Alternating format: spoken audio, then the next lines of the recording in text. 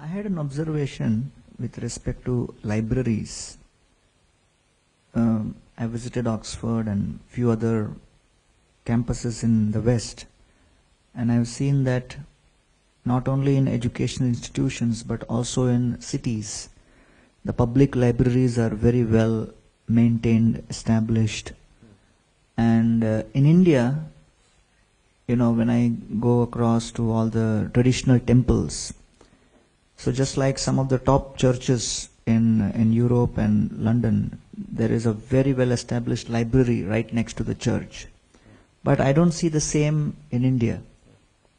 So was it because they would depend on the memory, because previously all the Vedic text was held within the memory power?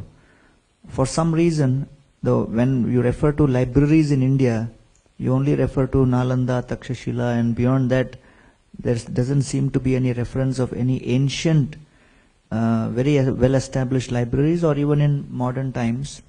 So since we are now in this approach to academic studies, so I had these two questions. One is, what could be the reason why the library culture is not so strong in India, as well established as the temple culture?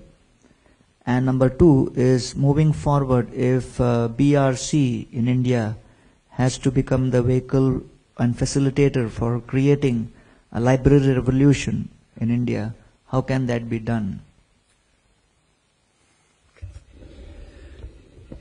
Well, this is an important question for doing scholarship in India. I must say that as a scholar in India, one of the most frustrating components of it is library access. It's very difficult in many situations to even get access to the books.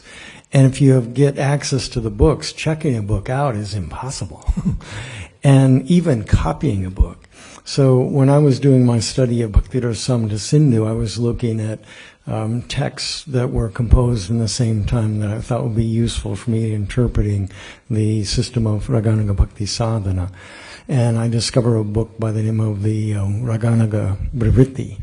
And I actually, through rather difficult means, could discover that text in the Vrindavan Research Institute when it was in its older place. But then I wanted a copy of it so that I could take it and read the Sanskrit at a more leisurely pace than I could do just coming there every day. And I would have never, ever gotten access to that text to copy it. And in those days, it meant actually photographing each page, except for the help of my dear friend Srivatsa Swami, who arranged that for me. So I'm giving it a personal account. But one of the great tragedies, I think, going on in India, there are temple manuscript collections, but so many of them that I visit, the texts are falling apart. And these are valuable texts that are just being wasted, and yet they're guarded. Many temple manuscript collections you can't even get access to. And I think some of that, India's coming out of the colonial period, and some of that is a fear of what is done with those. Some of those libraries were destroyed intentionally. So I think we just have to realize at the historical moment that we're living in an era where these were problematic areas for, I think, good reasons. But let's move beyond that. And I think a library revolution is absolutely necessary. And I'm not sure what the key to bringing that about, but it is necessary for the scholastic work that we're talking about and the work at the BRC library. I think that those are amazing stories. That's excellent, excellent work that will be so valuable to future scholars. It needs to be done more. A lot of resources are available online, but again, if the manuscripts that are sitting there are not fed into that, then that's difficult. And I must say, I said a little earlier in the day that things seem to grow out of the ground very quickly here. In our academic discussion, we talked about the importance of JSTOR and having access to JSTOR. I could hardly survive today as a scholar without that. JSTOR is an online source that gives you access really to articles in so many journals. You just type in a subject and you have many articles at your hand that you can read. And we talked about how valuable that would be. And Gauranga Das listened with great interest. He got up and disappeared for a few moments and came back and said, "We now have JSTOR." The concepts of libraries probably originated in India. Ramanujacharya, these Madhvacharya, they wrote, they had so many scriptures at their disposal. We read in Bhakti Ratnakar that Sanatana Goswami and Ramkeli had a great library of Vedic literatures, and he brought them to Vrindavan. And at the Radha Damodar temple, there was Jiva Goswami developed a wonderful library, and it lasted for centuries. But somehow or other, it wasn't really under a large institution.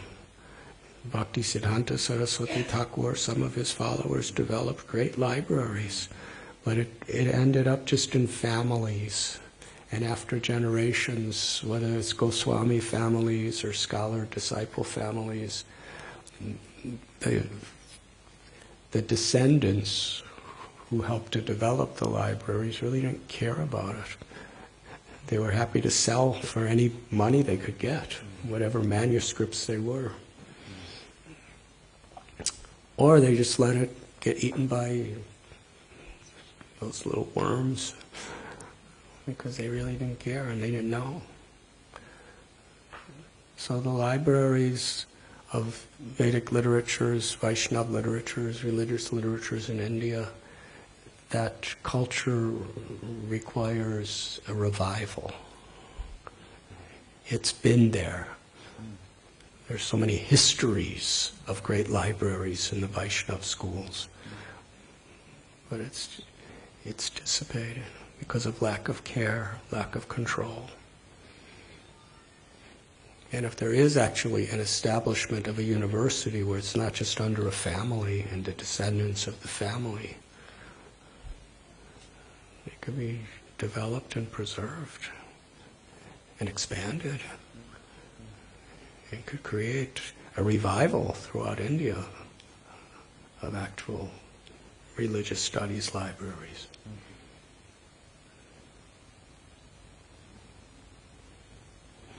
Obviously, when the Mughals came to India, they were not interested in supporting Vaishnava libraries. And the British were trying to fill the libraries with their own information, which was, to a large extent, to convert Vaishnavas to their own faith. So there wasn't protection. So it's important it's revived. What Pranava Prabhu and Harisari Prabhu, Gauranga Prabhu, and Sumatra Prabhu, what you're doing in Premdas-ji in Calcutta, I think that's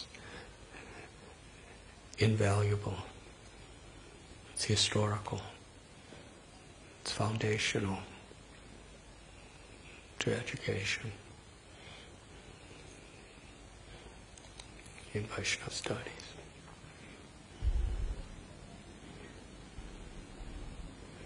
And here, the Srila Prabhupada University is so intimately connected with the BRC in Calcutta. It's a great blessing.